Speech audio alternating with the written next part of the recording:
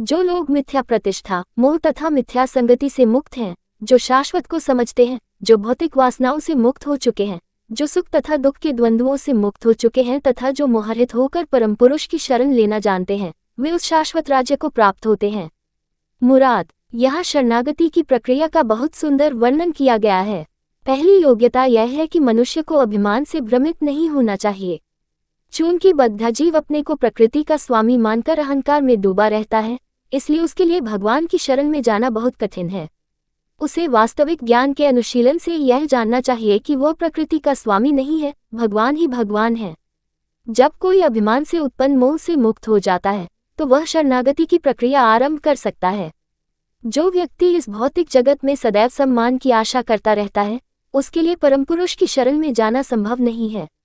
अभिमान भ्रम के कारण होता है, क्योंकि यद्यपि कोई यहाँ आता है, कुछ समय के लिए रुकता है और फिर चला जाता है, फिर भी उसे यह मूर्खतापूर्ण धारणा रहती है कि वह संसार का स्वामी है। इस प्रकार वह सभी चीजों को जटिल बना देता है और वह सदैव संकट में रहता है।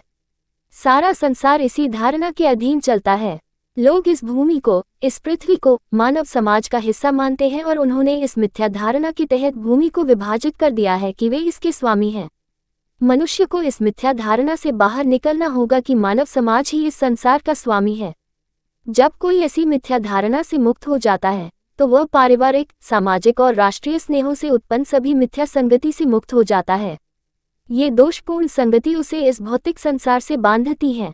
इस अवस्था के बाद मनुष्य को आध्यात्मिक ज्ञान विकसित करना होगा। उसे इस बात का ज्ञान प्राप्त करना होगा कि वास्तव में उसका क्या अपना है और वास्तव में उसका क्या नहीं है। और जब उसे वस्तुओं के बारे में उनकी वास्तविक समझ हो जाती है, तो वह सुख और दुख, आनंद और दुख जैसी सभी द्वैत धारणाओं से मुक्त हो जाता है। वह ज्ञान में पूर्ण हो जाता है, तब उसके लिए भगवान के प्रति समर्पण करना संभव हो जाता है।